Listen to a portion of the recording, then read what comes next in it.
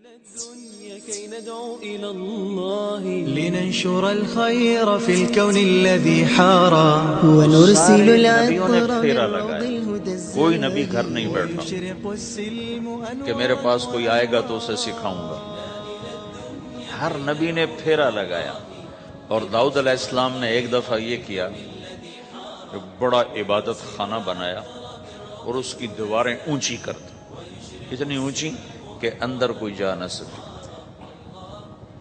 اور یہ طے کیا کہ ہفتے میں ایک دن میں کسی سے نہیں ملوں گا، صرف اللہ اللہ کروں گا، ہفتے میں ایک دن۔ تو وہ پہلا دن تھا، اندر سے تالا لگا دیا اور خود اندر بیٹھ گئے، اور پہلا دن ہے کہ میں آج کسی سے نہیں ملوں۔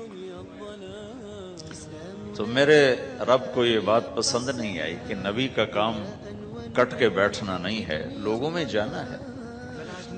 تو اللہ تعالیٰ نے انسانی شکل میں دو فرشتے اندر اتار دیے۔ اذ تصور المحراب ففزع منهم قال لا تخف خصمان بغى بعضنا على بعض فاحكم بيننا۔ کہا جی حضرت ہمارا جھگڑا ہو گیا ہے، ہم آپ سے فیصلہ کروانے آئے۔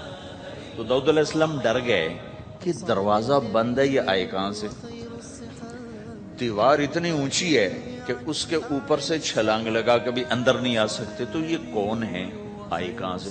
دروازے کو دیکھیں تالا لگا ہوا ہے، دیوار کو دیکھیں اتنی اونچی ہے، تو کون چھلانگ لگا کے اندر آئے گا؟ تو ڈر گئے۔ تو کہنے لگے جی آپ ڈرے نہیں، ہمارا جھگڑا ہو گیا۔ کہ کیا جھگڑا ہے؟ کیا جھگڑا ہے؟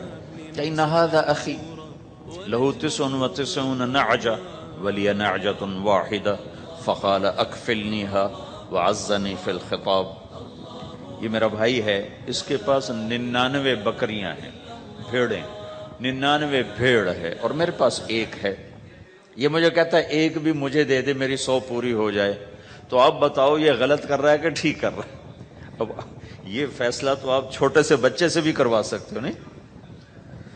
یہ تو لطیفہ سا بن گیا، داؤد علیہ السلام کے لیے لطیفہ بن گیا کہ ایک آدمی کہتا ہے جی میرے پاس 99 ہے، تیرے پاس ایک ہے، تو ایک مجھے دے دے، میری 100 ہو جائیں۔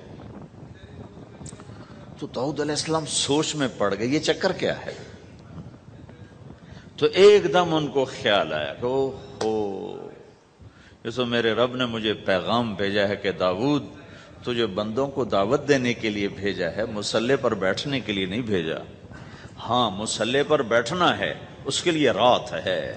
قم اللیل الا قلیلا نصفہ او انقص منہ قلیلا او زد علیہ ورتل القرآن ترتیلا۔ چل ومن اللیل فتہجد بہ نافلۃ لک